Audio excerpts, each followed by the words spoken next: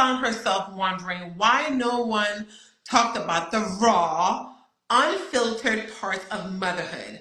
Out of that difficult season, Mama You Matter was born, a guided journal designed to give moms a safe space to feel, reflect, and be reminded that they're never alone. Through every crafted prompt, Olivia hopes to help mothers feel seen, supported, and empowered. Her mission is simple but powerful: to honor the real experiences of motherhood and remind every mom out there you matter. And I like that part because usually I lead a postpartum support group once a week. And usually at the end of the postpartum group, I read an affirmation. And at the end of that affirmation, I always talk about you are a good mom and you matter. So I really like that part. So Olivia, thank you for joining us. I'm so excited to have you. Yes, How are you I'm today? good. Thank you. How are you? I am doing wonderful. So I want to Good. talk about when we talk about postpartum, hmm what people don't realize is that postpartum starts in perinatal. Yes, it does. There are risk factors and protective factors that if you have or you don't have impacts your postpartum journey. So I want to talk about your perinatal phase. hmm How did we get here? What was your pregnancy Yeah. experience like? So my pregnancy started off as a surprise. I was not expecting to get pregnant at that time. I was in the middle of nursing school, and so yeah, it started off pretty okay. I had really bad like physical issues, like I was nauseous really, really bad throughout my entire pregnancy pretty much. And then I had sciatica issues. And then I also had issues dealing with my child's father while I was pregnant, which was a big stressor for me. So dealing with a lot of that, and then we actually separated when I was about 6.5 months. And so I went through a lot of my pregnancy, like doctor's appointments, either going by myself or with my mom, having to fly down from Chicago to support me. And ultimately, it was, I had really bad, like, depressive moments when I was pregnant. Thoughts that, when I was early on, I used to try to pray my baby away because I didn't want to have, an abortion or anything. But I knew that I was going to be struggling, if I continued this pregnancy, which unfortunately proved correct. I did have issues with that, so I was stressed out. I was still trying to push through nursing school. I ended up being unsuccessful that summer semester, by like 0.7%. So I was really bummed out about that. And so I was like, you know what? I'm just gonna try to focus on trying to enjoy the rest of my pregnancy. My mom had to literally force me to do my maternity pictures because I didn't want to do any of that. And in order for me to make sure that Cameron came out happy and healthy, I had to kind of like disconnect myself mentally from my baby. And I kind of treated my pregnancy as if I was a surrogate. And so the first time that I connected with my son that I realized like, hey, this is actually like your baby, is when I had my 4D ultrasound. Again, it was a suggestion of my mom. And when I saw his face and he looked like me, I was like, oh my God, like this is actually like my baby. And that was about 36, 37 weeks then. It was also very challenging because I ended up becoming high risk at the end. And so we're just a lot of different things just thrown my way. Yeah. But I did have the support of my mom who moved down here to help me when I had my baby. But dealing with that, dealing with the relationship of me and my son's dad kind of falling apart and us being estranged and not having my boundaries and respect kind of given to me really hurt me during that time. Yeah. And you said something very important, and I will say, congratulations on your baby, Vegeta. She said she's 2 weeks post. Yes. That's awesome. And you mentioned a real critical factor, which is support. Thankfully, your mom was there, but your partner, who is supposed to be your safe haven, because that is such a critical time in the perinatal. Your body's going through all these changes. You don't know what's happening, and then you're dealing with some relationship difficulties. That is a high risk for postpartum depression because one of your major support system is not there. And you're also dealing with school. Like, that's a lot. I mean, I remember when I was pregnant, I was like in school and I had to take a little bit of a break because I was sleeping through class. Like, you're going through hormonal changes. Like, it's a lot, you know? Yeah, it was really So, hard. yeah. Yeah. And so tell me about like your birthing process. What was that like? Yeah, so I had a birth plan. I wanted it to be in the water. I wanted to do it naturally. My mom was, she became a doula, and so she was my doula. I picked the hospital that I had my son at because it was pro baby, pro like breastfeeding. They really made like C-sections like last priority. Everything was good to go. However, with me developing ICP, which was a condition where my liver made too many enzymes, I had to go in and get induced. And because I was high risk, my birth plan of having my baby in the water was taken away from me. And so I went in to get induced, and I was slow. I was very slow to progress. I was in labor I went in on that Monday, I think, Monday evening, and I didn't have Cameron until Thursday night. And so I was laboring, throwing up. They did interventions where they put like a balloon, excuse me, in my cervix to kind of help me dilate. That was the worst experience. And I was on Pitocin level like 20. It was very, very intense. And so as time went on, my birth plan literally started to like deteriorate to the point where I ended up having to have an emergency C-section because after they broke my water, that's my son, y'all.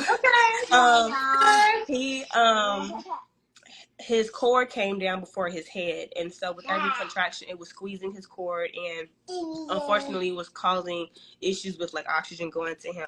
Thankfully, because I was very aware of how important it is to move around when you have your contractions, it didn't really hurt him at all. So when the nurse checked me and she felt the cord, literally every nurse in the department was now in my room prepping me. And because of how severe of it was, I could not get epidural. There was no time for that. They had to completely put me out. So I was under general anesthesia, and they had to put the Foley in with me awake. And his first cry, all of that, I don't have that memory, unfortunately. And I And woke that up. makes a big difference because Yeah, then those moments are stolen from you. And a lot of mothers that I see, they feel like that time has been robbed from them, right? Like I had a yeah. vision of how my birthing process was going to be. It didn't go according to my vision. So like that moment has been robbed from me. And that's very traumatic. It is. Honestly, I feel like everything with me becoming a mom was stolen from me. I didn't have anything that was ideal. I didn't have a baby shower. I didn't have like a gender reveal because of the drama that was going on with me and my child's father. I literally just hid away and just grew my baby, and that was it. And then for me to not even at least have the birth or something similar, like not even allow me to push my baby out, which I knew I could have because I was entering the transition phase, and for that to be stolen away from me, it just kind of stacked up the odds, or it increased the higher risk for me to become depressed, which is what happened. Yeah, and so you mentioned a few risk factors. Support system, trauma, that's a part of it. Anxiety because you don't even know what's gonna happen, and you really didn't get to like celebrate your pregnancy. It wasn't really planned. So those are all, and the reason why it's important to kind of talk about that, those are all risk factors that contribute to the high risk of having postpartum depression or PMADs, right? So tell me about, all right, so now you've gone through this traumatic birthing experience, the baby's here, so what's life like? So initially, I'm on a high. Like I'm so happy that I was able to deliver my baby. He was here. But I got hit again before we left the hospital because they did the assessment on him and they found that he had a murmur in his heart. And that's from his dad's side that I was not really aware of. And so it's called SVD. Yeah, SVD, and he that just kind of hit me again. So, but once we got home and I had my mom with me and stuff. Hold on, baby. Can I talk? Okay. Once I had my son with me, I was on cloud nine. And so when I went back from my 2-week post-op since I had my C-section, I had to take the Edinburgh scale test. Yeah, depression test. Yes, I took that and I passed with like flying colors. Like I didn't have any symptoms that I would be able to, that I would have postpartum depression. And then time went on. Cameron's dad was not there when I had Cameron. And he came around about a month after, or 2 weeks after Cameron was born, and like we were trying to, get used to being around each other again after not haven't seen him since I was 6 months pregnant. And I think around 3 months, I was working and I woke up one day and I went to work because I was working from home. And I was like, I don't feel like myself. And so that's when I knew that something else was going on. And me already having my own personal history with postpartum depression, with depression and anxiety, I was very aware of my mental health, and I knew that it was something that was different. And you mentioned another risk factor, which is even prior to pregnancy, you had, oh, Olivia, are you there? Can you hear me? Yeah, I'm here.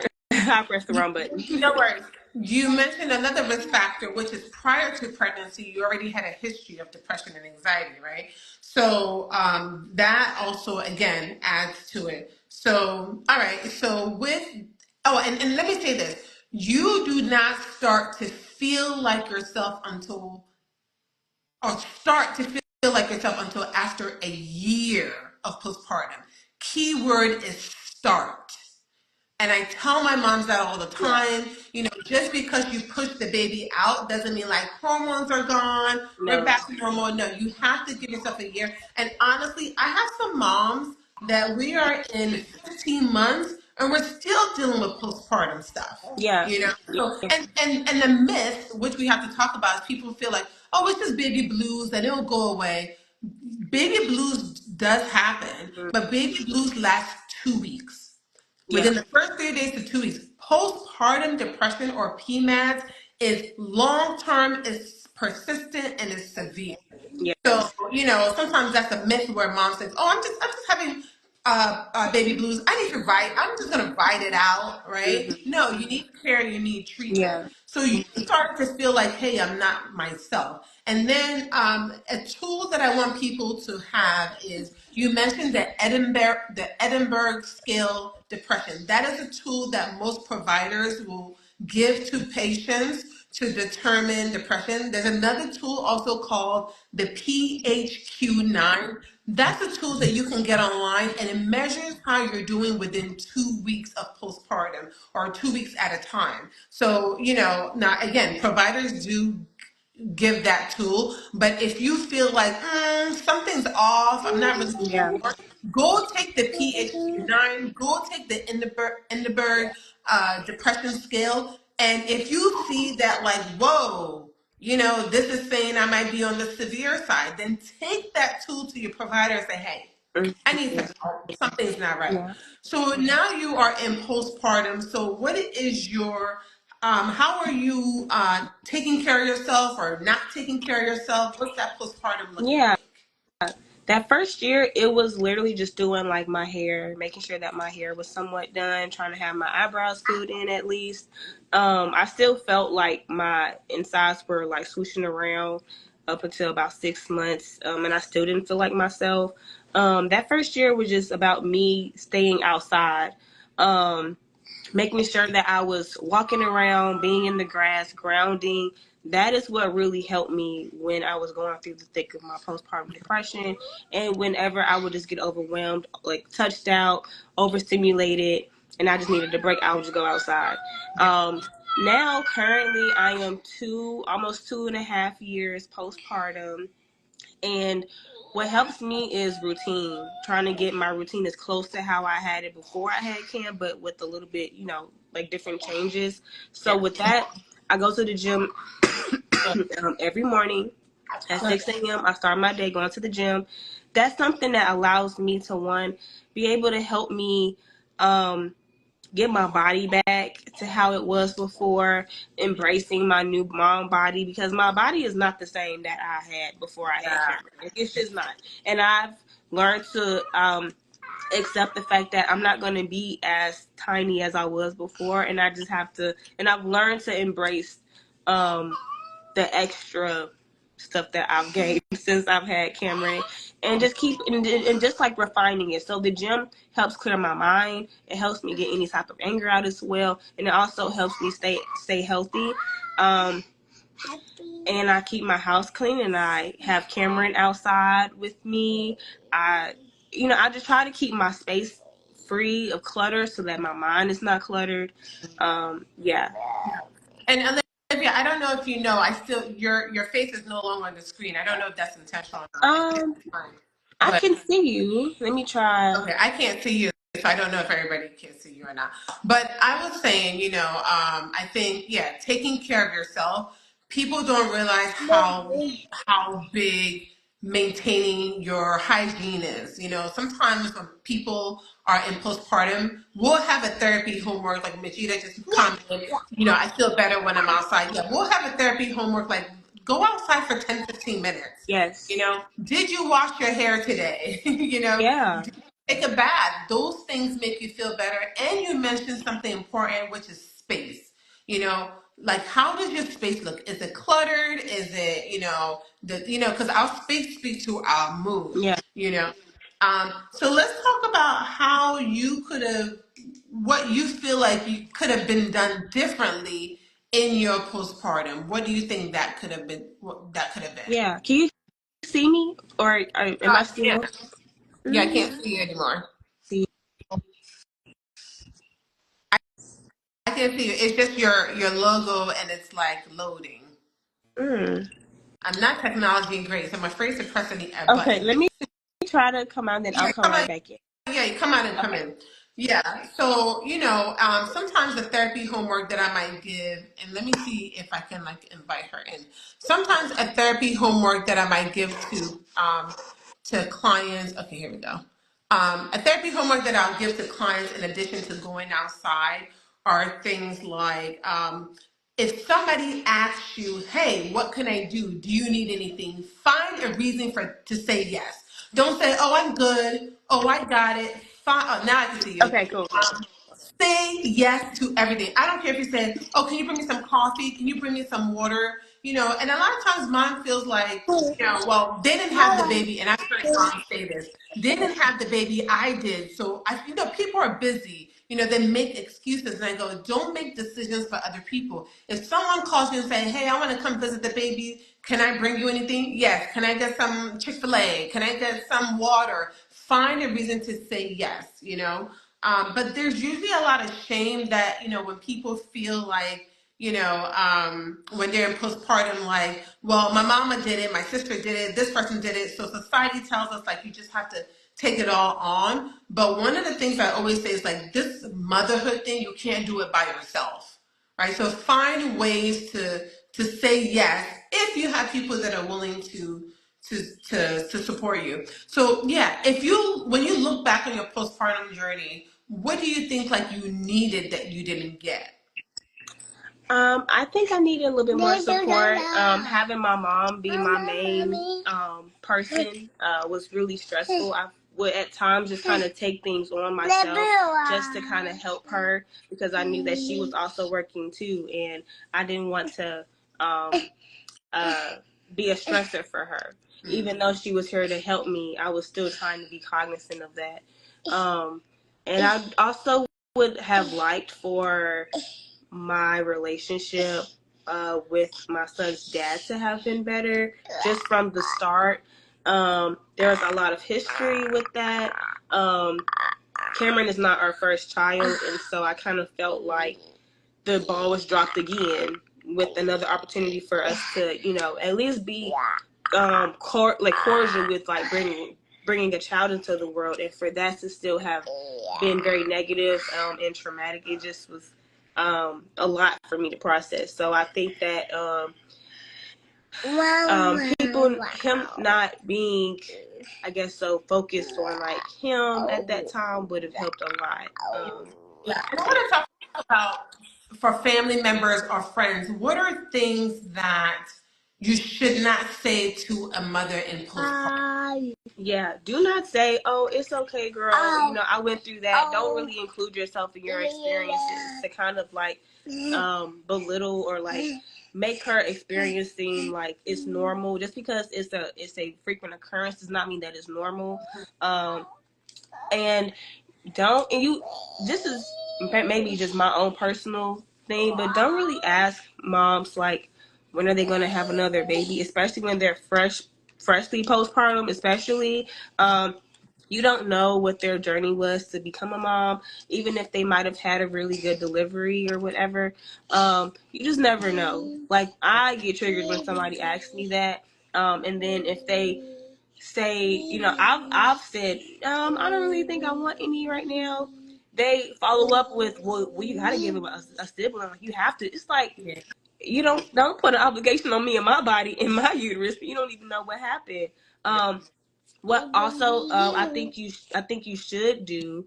What I think you should do is ask them, hey, what do you need? What do you need me to do? What do you need to, like right now in this moment? Sometimes, and it's also like the nonverbal cues, being able to pick up on the mama and see, oh, she's a little bit more quiet than normal. Is she okay? Is she overstimulated? And then like quietly moving things around that might affect her, like lowering the TV or moving like the other kids that she has multiples and like keeping them occupied so she can focus on like the new baby. My mom would also just be like, Liv, just go take a shower. I got him. Go ahead and take a shower. Because sometimes giving us another thing to figure out is just another layer of stress. I don't know if I want to take a shower. I don't know what I need sometimes. Sometimes it's like recommend, well, here's some tea, here's some water, go outside, I got the baby. Yeah.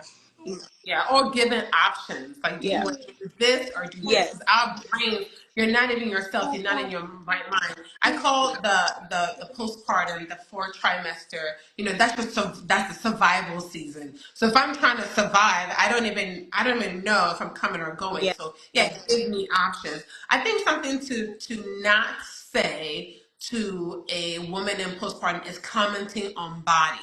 Yeah. Unfortunately, you go on social media, Instagram, you see these folks like postpartum bod, and I'm like, that's so Oh my God. unrealistic.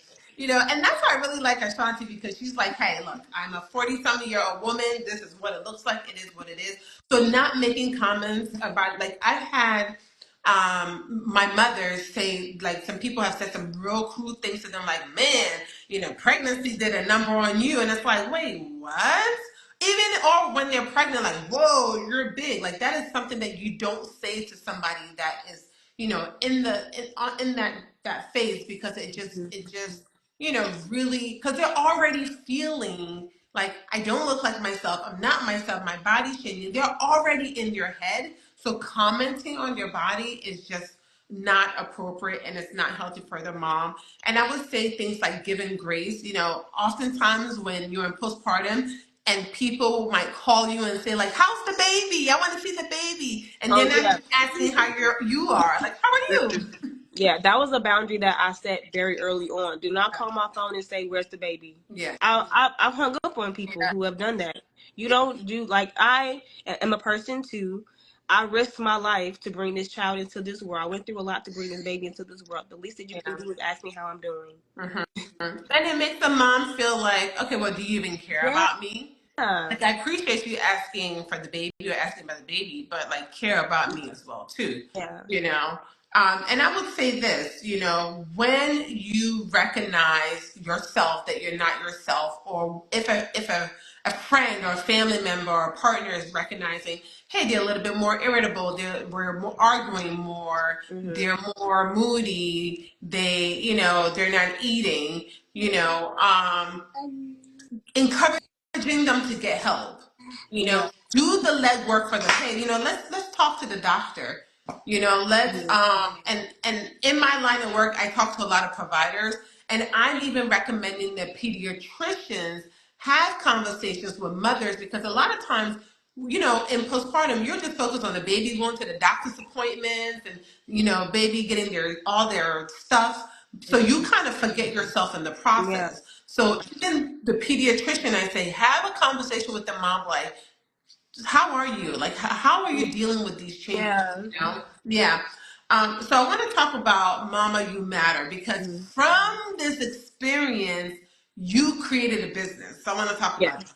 Yeah, so I was trying to find help, and in Alabama, there really isn't a lot of help for mental health, anyways. No matter if you're pregnant, whatever. And so, also, if you do not have insurance, you pay a very hefty copay. And I know that there's a resource that you sent me for those who want to go to therapy, where all you have to do is be a Black woman, right? Yeah. And I'll talk Um, about resources towards the end, yeah. but yeah. Mhm. Yeah. And so I was like, I need help. And then there were things that I was like, nobody told me about this when it comes to being a mom, like how you are still trying to feel normal in your body, but you have to, because I breastfed for almost 2 years, and your body does not belong to you at all. And you still have to show up as yourself. You still have to get things done. Um, and so I was like, what are some of the things that, women should be asked that aren't asked? And so I was like, you know what? Journaling has always helped me when I was younger.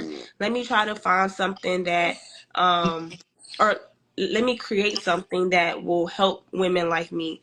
Like my friends who have told me their experiences when they were pregnant, when they had their children. So when Cameron was about 6 months, I just started creating every single journal. I thought about questions that I felt like were really helpful, and like the ones that nobody asked. Like nobody's gonna ask you like intimacy after you had a baby. How does that feel? Is that a different experience? Are you concerned because also there's the whole husband stitch and throwing in an extra stitch or whatever, that um that really affects women and our body image. And do you miss your life pre-baby? Which is okay. It's okay for you to miss your life pre-baby. It does not mean that you don't like being a mom or that you wish you didn't have your baby, but it's okay. Like being able to get up and go is okay. So I just wanted it to be something where women can do it from the comfort of their home. They didn't have to pay money every month. It was just a one-time thing. You can bring this also to your doctor or to your therapist or your family members and loved ones and be like, hey, on this day, I was feeling like this. Because a lot of the times, they ask us, oh, well, how are you feeling? I don't know. I just know I feel bad. Okay, well, what happened? I don't know. And so you're able to kind of backtrack and really date the times that you were feeling this way, or if you were struggling with a certain area of your life being a mom, you come across a prompt like your baby being in the NICU, you can just show them and have them read what your experience was. So I tried to turn kind of like the pain that I went through becoming a mom into a passion project and a mission to help other moms. So And I love that. And can you give us some of the journal prompts that's in the yeah. journal? Yeah, so there's some about, it starts off asking you about like your birth experience, what your pregnancy was like, if you feel like your partner is as supportive as you feel like he is, or that you were hoping, because there are a lot of pregnant women, or there are a lot of women who are married or in like relationships, and they're operating as if they're a single mom. Yeah. So you have that. How is it with your friends? Do you deal with mom guilt? Do you having to pick career or school over motherhood, which is what a lot of women, including myself, have to do. I forgot the exact amount, but it's a pretty hefty percentage of women who go back to work after only 7 days postpartum. That's absolutely Say, ridiculous to me. uh, Also, you were talking about the pediatricians asking about the moms. I feel like women should have the same follow-up schedule as their children I agree. when they are postpartum. It should not just stop at 6 weeks. And so, um, these are some of the other prompts is like grandparents. Do you feel like your parents are stepping up and helping you? Do you feel like you have like a community? What are your own personal goals as an individual? Because a lot of the times we fall victim of mom being a mom becoming our identity, and it's not. You were a person before you had a child, and being a mom is an amazing job. Sometimes it can feel thankless, but you have your own dreams and goals that you can still pursue and accomplish while also being a mom. You don't have to pick just one. And so I really wanted to focus on the individual, the woman as a whole, and then just kind of, ask about questions around them. Yeah. You mentioned something that's very important, which you talked about, like, do you miss your own life? There is a grief process. Grief goes in stages, just like if somebody died. Well, there's a part of you that Yeah. does die, right? I hate to be dramatic, but it's true. There's a grief process that you go through because one of the things is like time. Before I could do 100 things in 1 hour. I had time. I could just go and come as I please. But time is not the same when you become a mother or you're on postpartum, right? So there is a grief that goes through it. And people don't want to talk about that grief because, you know, it's like you don't want to seem like you're not grateful for the Right. baby and the experience. So people don't say anything about it, right? And then they're suffering in silence. So there's the grief process with it. And it's so great that you've developed this journal prompt. And can you say your website again? Yeah, it's mamaumatter.com. And we have a digital option. So if you don't want to have it on your, like the hardcover, you can just have it on your iPad. It doesn't work on your phone. It's really for you to be on like an iPad or tablet that you can like write on. So yeah, the file is just a little bit too big to have it on your Yeah. phone. Wow. That's something that like you don't want to rush through it. You want the time to sit down and just reflect on, your postpartum experience and what's going on with you. So I really, really, really do like that. So I want to talk about like resources for moms. Yeah. And you mentioned the resource that I gave you was the Loveland Foundation. Hmm. The website is thelovelandfoundation.org. Essentially, if you don't have an insurance, because we do have to be honest, there's people that don't have insurance or Yeah. their insurance doesn't have mental health coverage. Hmm. So the Loveland Foundation is an organization. All you have to do is be a woman of color. And they will cover the therapy costs for you. They will send the payments to the therapist, and that is such a great resource. There are some therapists that will do things on a sliding scale depending on your income. So, like psychologytoday.com, you put in your zip code, you could do virtual in person, and most therapists they'll say, hey, how much do you think you can afford? Because just like lawyers are obligated to do some kind of pro bono work, therapists are obligated to the same, not pro bono, but just we are encouraged to offer things on a sliding scale. So that's a good resource. In addition to Psychology Today, there's the Postpartum International. So basically, let me make sure. Postpartum Support International. So no matter where you are, if you're in the U.S. or abroad, Postpartum Support International is an organization where they have a helpline. If you're in crisis, you can call them. They're 24 hours. They have crisis counselors to talk to you, or if you're looking for a support group, they are also available to talk to you. So those are just some resources. And I think the main points, that we talked about support system, and I want to talk about something that usually it's like taboo where moms are shy away from. There are times where moms are in postpartum that is so severe that they need more than Yeah. therapy, that sometimes they need medication. Yeah. And a lot of times moms don't want to have that conversation with me. But like if you're literally neglecting yourself, the child thinks that you're not functioning, sometimes we may need to have that conversation. And I usually would refer to a psychiatrist that is knowledgeable in maternal health so that they can make sure that you have the right medication. And mothers will say, like, I feel like when I get on medication, I feel like I'm not able to handle it. This is not a moral thing. This is Yeah. not a willpower thing. This Um, is a medical thing,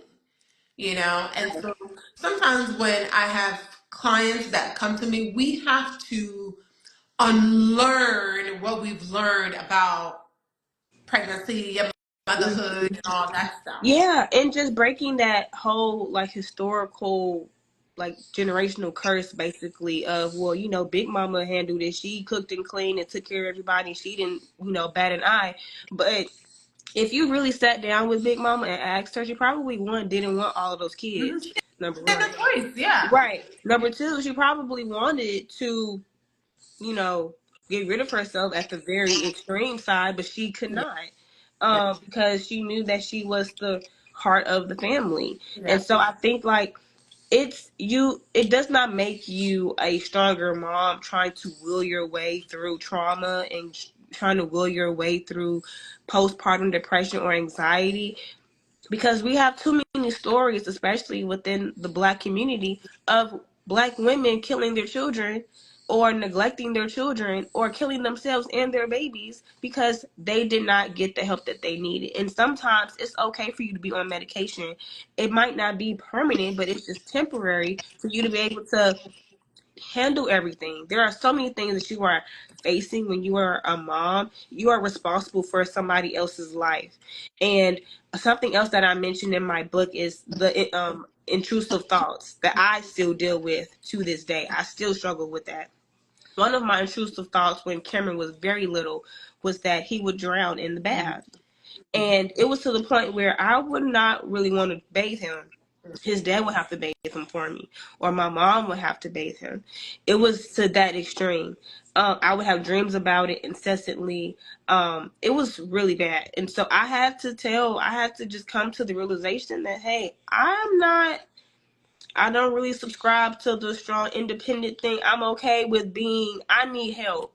And I'm okay with depending on the people that are around me and using them to help support me. Because at the end of the day, um, Cameron he will still be amazing, but he won't be as amazing if I'm not here, I if I do something for myself or whatever. So also in the journal we have the substance abuse hotline, the domestic violence hotline, we have the National Maternal Mental Health hotline, and the suicide prevention hotline. So if you are in a crisis, you have it all right there for you to call somebody, and to take you to, to help you get off that bridge yeah. mentally or whatever. So That's so smart. You really have thought that through because I yeah. wouldn't think it would be in a journal, you know. And listen. I am a fan of outsourcing help. If you can budget for it, I like that we are not our mama's mama. If you can budget now I understand everybody's financial situation is different, but if you can budget for somebody to come once a month to clean, if you can budget to have food pre-made, delivered, like I am a fan of outsourcing help. If you got to go on Groupon, Yes. and get something for cheap, do it. And I do agree with you. Like, that strong, strong, independent. No. That is for the birds and it does not work. That is not me. And I'm Yeah. quick to say I am a damsel in distress. Yeah. I like being that. Come help me. Yeah. Come save me. We are in Okay. new times, Yes. okay? And it does not make us, bad mothers. It makes us mothers that are smart and like to delegate. I recently put on my post like, would you hire a mommy assistant? Because there's so many things going on. Like, if you can hire a mommy, if I can find somebody that just do certain things to Oh get my off your God. plate, Yes. that makes you well. And then when you're well, Yes. your energy is good. And when your energy is good, that impacts your child, your household, everything. Yes. And you being under stress, if you breastfeed, that goes into your breast milk. And people don't Yeah. realize that.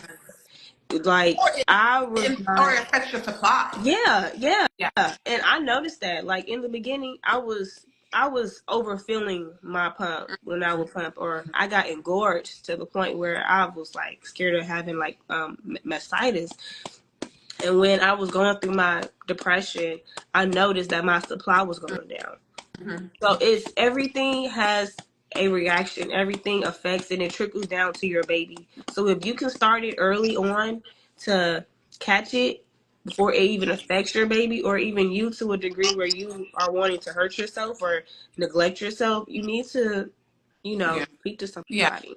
And I would recommend like if you have a friend or a family member that is pregnant, that's where you start. Get Mm-hmm. help at pregnancy, and I would say for now, also in addition to tools, we talked about going outside, we talked about journaling, things like hygiene. I'm a fan of meditation. Now, yes, I understand when you are in postpartum, your brain is on 1,000. Yes. Right. So I don't recommend any more than 5 minutes of a quiet time. Right. So that means like if you got to get the Calm app or go on YouTube and type in guided meditation for postpartum. And it has to be guided because somebody's talking you through it. 3 to 5 minutes to help to put your body in a state of calm. That's also something that is very helpful. Just Mm-hmm. because when you're in postpartum, you're thinking about things that you need to do, things that haven't done. Like your brain is Yes. literally firing off on cylinders. So taking a minute to just is very Mm-hmm. critical, you know? And verbalizing, I just need a minute. Yeah. Like, I had to do that yesterday, flying back home with a toddler and me not feeling well by Yeah. myself. When I got back home, I was like, Mom, I just need a minute. Yeah. I just need a minute. Yeah. Let me take a shower because being in the water helps me so much.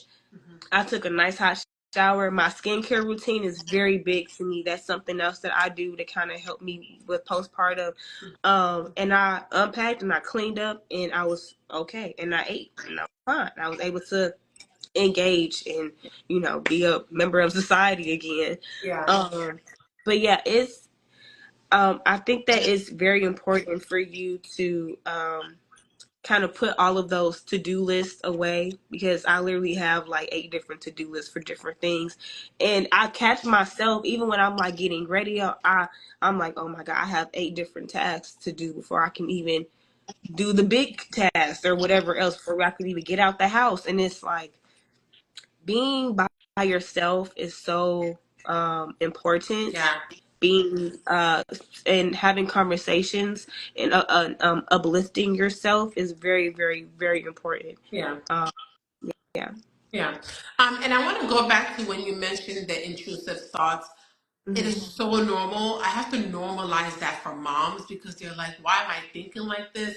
When I had my baby, whenever we would go down our stairs, I would envision us just like tumbling down the stairs and like something happening to him and like I'm not able to trigger warning, it's just trigger warning, but like something happens to me and he's like just there, lifeless, right? Yeah. These are Oh thoughts my that just God. Yeah. infiltrate your mind, and I would just visualize it real quick, and I would have to, okay, God, let me pray on it. Okay, and I would say to myself, like, I'm a therapist going through this, and I would say to myself, okay, I'm experiencing intrusive thoughts. These are intrusive thoughts. Let me distract myself. Let me reframe. But a lot of moms have like intrusive thoughts, especially throughout postpartum, like feeling like something's gonna happen or I might do something to hurt the baby. Sometimes I have moms that feel like I'm gonna drop the baby, or I feel like you said, like if I give the baby a bath, the baby's gonna drown. Like these are real thoughts. And I'm glad you have your journal because there are times where I would tell my moms, write the intrusive thoughts down. Mhm. Write it down because when you write it down, it's out there and you can kind of see like, oh wow, this is what I'm really thinking about. And then reframe, right? Like look Mhm. at the evidence, right? Like you've been going this long, been giving the baby a bath. Like for me, I've been going down every day up these stairs, like just look at the evidence, right? Yeah. So that you're working through those intrusive thoughts. But that's something that a lot of moms are shameful about. Like I'm Mhm. having these thoughts and they sound crazy, and I don't want anybody to take my baby away because they'll think like I'm, Mhm. you know? Yeah. Yeah, that's a concern for sure. And I think that the fear that they're going to call CPS because you're struggling, that's a big fear. And I don't think that that fear is irrational No, it at all. I feel like there are sometimes, well, most times, when it comes to Black or brown maternal mental health, there are a lot of what's the word that I'm trying to say, like bias, Disparity. or yeah, Yeah. disparities, Right. where you can probably tell them, like, I'm struggling and I don't want to be here, and they will put you away. They will try to put you in a facility, and though you might need it, you don't have the help to watch your kids, so now your kids are in foster care, or it's Yeah. just like a trickling down effect. So, Yeah. um, yeah. Yeah. And this is where, I talk to moms about advocating for yourself. If Yeah. you're in pain, if you know yourself better than any doctor will know you. So if you know you don't feel well, and sometimes I might have moms come to me and go, they already have a preconceived notion. They come to me and they're like, I really, I have not been doing well. I'm looking for work accommodation, but I already know you're going to say no because this person said no and that person said no. And I go, well, let's talk about it. Like, how are you feeling? Tell me your experience. And then they kind of like, I see them go from like this to this because they're like, oh, she actually wants to hear what I'm going through. So advocating for yourself or finding somebody to advocate for you. But you're right, especially in Black and brown mothers, studies do show that our mortality rate in maternal health is higher because of biases that providers already have. And that's why I often talk to providers of all races, because even Hmm. providers of colors have their own Oh, biases, yes, you know? for sure. So I have to talk to them when I do talk to them and making sure, like, you got to put your biases aside, because you have somebody that looks like you and they have their own projection. Well, like, I did it. So, like, minimizing the experience of the mother, you know? Perpetuating that big mama stigma that we have in the community. Exactly. It might be unintentional, but it's still done nonetheless, and that's not okay. And I also want moms to know that also your OBGYN affects your postpartum as well, Oh, and that you hire them. They're not taking you on as a patient. You hire them. yeah. I went through 3 different OBGYNs. The first one, he was and what's crazy is that he was very highly suggested Mm-hmm. by Black women of all different ages, and I went to him, and he did not shake my hand. He did not ask me how I was doing mentally. He just asked about how I was doing physically. I had to ask him, in what way do you mean, how am I doing? He was shaking Cam's dad's hand and patting him on the back, very much so, like, into that. And I was like, oh no, I'm not doing this. And that was the last time I saw him. Then I went to another one. It was amazing. She was a white woman. Mm-hmm. Um, and they ended up having to close down her office. So I was kind of forced to find somebody else. So through community, a girl who had just had her baby at the same hospital, because I wanted to stay at the same hospital, she went to this other doctor named Dr. Gaines. She's here in Birmingham, Alabama, and she highly, like, she loved her. So she ended up delivering my baby, and she's now my OBGYN, and I love her to death. And she does a lot of work within Alabama as far as maternal mental health and getting access to proper maternal health. So, yeah, yeah. Yeah. That's awesome. And yeah, I think sometimes mothers don't realize that you have patients' Yes. rights. If you have a provider that is not treating you well, you can complain. We are all bound to a code of ethics, and there's a licensure board that governs our license. So you can ask to switch, you can make a complaint. Sometimes some moms don't want to go through that, but you can switch. And I have moms that are like, I'm midway through my pregnancy. I don't want to switch, but it makes a big difference in your delivery experience, in your postpartum experience. So, baby girl, you might as well switch now. Yes. And the thing is that when I was in the thick of my labor, I was like, what, I can't do this. Just go ahead and give me. I was asking for a C-section. And she was like, no, remember, we're going to do this. It's okay. It's your first baby. Sometimes it takes longer for you to progress. Calming me down. And even when it was an emergency and the room was going crazy, Mm-hmm. She was still standing very calm. And I feel like she knew that I was like looking at her to kind of get like the vibe of like, should I freak out? And her standing calm and relaxed and stuff calmed me down. And she was very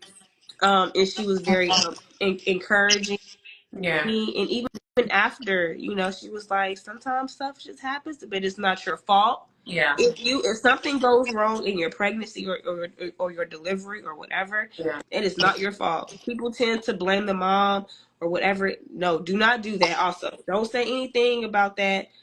It's not your fault. Yeah. Things happen that are beyond our control. The body does whatever it wants to do during that time. Mm-hmm. All you can do is make sure that you are staying in the bed. I did something, I think the first 3 weeks, where it was like the first week at home, I just pretty much stayed in the bed, Mm-hmm. trying to help recover. Then I will like move around the bed. And then for the following week, and then the last week, I was able to kind of like move around more in the house. Yeah. And I think that helped me a ton with healing. I have no, issues with like my C-section scar or anything like that. And I was able to heal and really bond with my baby doing that. Awesome. Well, I feel like this has been a really informative discussion. I think this is really going to help people. Are there any last minute thoughts that you wanted to put out there? I love the concept of your journal and your business. I think is wonderful. So, any last minute thoughts that you wanted to put out there? And we may need to circle back with another Yeah. conversation about this. But anything else that you wanted to add? Um, I just wanted to tell all of the moms that you are doing a great job. And it's okay to not be okay. You don't get extra brownie points for suffering in silence, trying to be the strong woman and trying to take care of everything. If you need to delegate something, you need to go ahead and delegate it. Um, if you can afford to get a nanny or get a babysitter just to watch the kids, even though you're in the house with them, so you could take a nap or take a shower or whatever it is, do that. Also, your life does not start and end with being a mama. You are a person too, and you need to do whatever it is that you feel like you were also put on this earth to do. I am currently back in nursing school. I got my degree online. I was on the president's list for 4.0 GPA out of the 3 semesters that I needed to get my degree. And I worked full time, put my baby in daycare. That was a whole different, journey. But now we're here and I'm back in nursing school. I sit for my LPN boards in December and I sit for my RN boards in August next year. So if I can do it, and I am a sensitive little bird, okay? I will cry at the drop of a hat. I will fall out about something, but I'm still pushing through. And you are stronger than you give yourself credit for. And do not listen to any criticism that somebody is saying. And also, you know your baby. You know your body and you know your baby. And if something is not okay with you or your baby, speak up about it. And it's better to just be safe than sorry. That's awesome. I'm just going to end on that note. I'm so excited for your nursing journey. Thank Have you you. decided if what field of nursing you're going to go to, or you're still trying to think So, about it? um, I feel like God and like the universe keeps throwing me back into women's health, and all of that. I started off in labor and delivery, and I keep trying to get away, but I keep finding myself back. So L&D, NICU was definitely on the top of my list, but I also love like the critical care aspect. So I love ICU. So it just depends. I could see myself becoming a nurse midwife, which I would love to become, and have my mom be like my doula, and my sister, she's an ultrasound school, so she can do the ultrasounds. It'll be a whole family thing going on. Yeah. But I also have a really big dream of becoming a CRNA, so doing like nurse anesthesiology. So I don't know, but it's either ICU or L&D for right now. More to come, because we'll have another conversation when you're a nurse to I talk about some more know. stuff. Giving So my I love perspective on, yes, I would love that. And I'm learning so it. Yeah. much. And one more tip for family, something that I've learned in my degree in psychology and in nursing school, silence is also therapeutic as well. sometimes just quality time and sitting there and being present with a mom is very helpful as well. So Absolutely. Olivia, thank you so yes, much for this thank discussion, you. and I appreciate it. And have a good Thank evening. you. Enjoy You the rest of your as day. well. Bye, y'all. Bye.